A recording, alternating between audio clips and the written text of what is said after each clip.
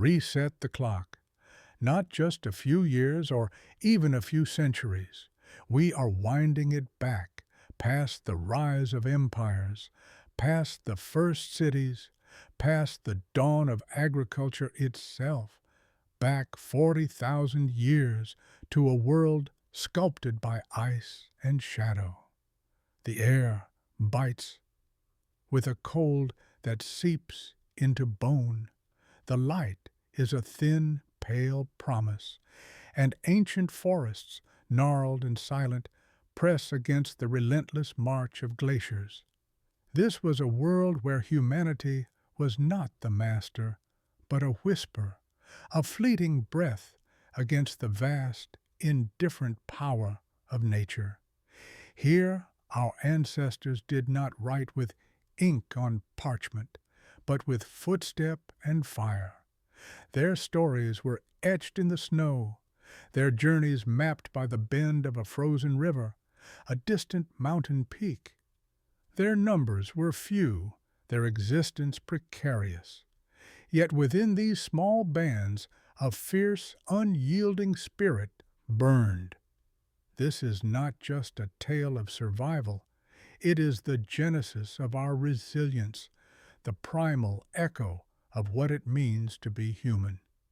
Imagine a young hunter, Kael, his breath misting in the frigid air, each exhalation a fleeting cloud against the vast, unforgiving expanse. The weight of the coming winter presses on his shoulders, heavier than any hide he carries, a burden that chills deeper than the wind. His eyes, sharp and wary, scan the desolate landscape, searching for any sign, any movement that might promise sustenance. Beside him, his mate, Ilara, clutches their child, a small bundle of warmth, against the encroaching cold, her gaze mirroring Kael's own quiet desperation. The band moves, a silent procession, their footsteps muffled by fresh snow, each member a testament to a collective will to endure. Each day is a testament to their will, a desperate search for sustenance in a world that offers little, a world that demands everything. The herds, their very lifeblood, have moved on, driven by the deepening cold to distant, unknown pastures. The familiar hunting grounds, once teeming with life, are now barren, a stark testament to the season's cruelty. Desperation, a cold, persistent companion, settles in their camp, a silent predator stalking their every thought. Then the sky turns a bruised, ominous purple, and the wind howls a warning, a mournful dirge that promises only hardship. A blizzard, unlike any they have seen, descends with a ferocity that strips the world bare. Days turn into a blinding white chaos, a swirling vortex of snow and ice that erases all landmarks, all hope of movement. The world shrinks to the confines of their makeshift shelter, a fragile shield of hide and bone against the storm's unyielding fury.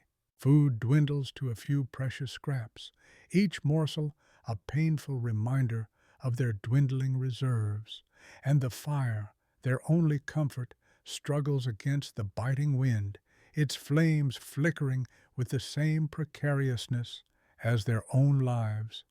The small, hacking coughs of the child, the weary, resigned sighs of the elders, become a haunting symphony of dread, each note a measure of their fading strength. Kael watches Ilara's face, etched with worry, and the silent plea of a mother protecting her young, and the pale, shivering form of their child, whose breath comes in shallow, ragged gasps. He knows, with a certainty that chills him to the core, that to stay is to surrender, to accept the inevitable embrace of the cold. He must act. against the quiet, weary pleas of the elders to conserve their last strength, against the primal instinct to huddle and wait for death, Kael prepares. He sharpens his spear, its stone tip glinting faintly in the firelight, checks his bindings, his heart a frantic drum against his ribs, a rhythm of fear and fierce determination.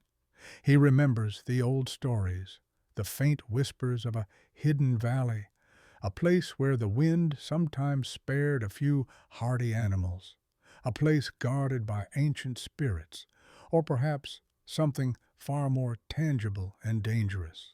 He steps out into the maelstrom, a lone figure swallowed by the white expanse, a solitary defiance against the storm's might. The snow whips at his face, blinding, stinging, each flake a tiny shard of ice. Every step is a battle against the drifts, against the cold that gnaws relentlessly at his extremities, threatening to steal his warmth, his will. He follows instinct, the faint, almost forgotten memory of a landmark, a twisted ancient tree, a peculiar rock formation half buried in the snow. Hours blur into an eternity, each moment an agonizing test of endurance.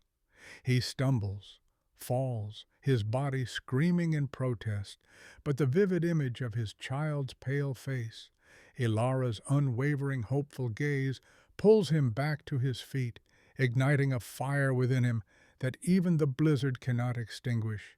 He is not just hunting for food, he is hunting for hope, for another sunrise, for the continuation of their fragile existence.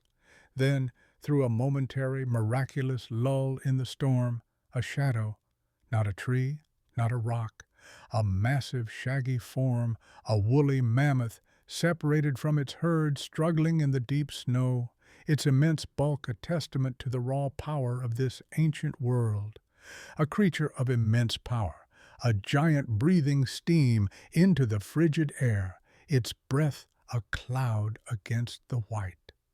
Kael's heart pounds, a frantic drumbeat against the silence of the storm. This is not just a hunt, it is a gamble with death, a desperate wager against overwhelming odds. But the gnawing hunger in his belly, the profound aching fear for his family, eclipses all else, sharpening his focus, steeling his resolve. He moves, a silent predator, using the storm as his cover, his ancient spear a mere extension of his desperate will, a symbol of humanity's enduring fight. The struggle is brutal, primal, a dance of life and death against the backdrop of a frozen world. Kael fights with the ferocity of a cornered wolf, fueled by a love that transcends fear, a love that makes him fearless. He is small, vulnerable, a speck against the mammoth's colossal might, yet his ingenuity, his deep understanding of the beast's movements, his sheer, unyielding refusal to yield, gives him an edge. When the mammoth finally falls, a colossal heap in the snow, its breath stilling, Kael collapses beside it, gasping, his body screaming in protest, every muscle aching, but a profound, weary triumph filling his soul, a victory hard won against the very elements. He returns, a ghost emerging from the blizzard, frost-rimed and utterly exhausted, but dragging a portion of his prize, a testament to his courage and his love. The sight of him, a figure of endurance and hope, carrying the promise of life, ignites a spark in the eyes of his band, a collective gasp of relief and renewed determination. The fire is rekindled, its flames dancing higher, the meat shared, each bite a taste of survival, a communion of resilience. And, for a brief, precious time, the gnawing fear recedes, replaced by the warmth of shared sustenance, the comfort of community. They have faced the abyss and pulled back from its edge. They have survived. This is the story of survival in the Ice Age, not a story of kings or empires, of grand conquests or monumental achievements, but of the quiet, relentless courage of ordinary people, of a small band clinging to existence against impossible odds.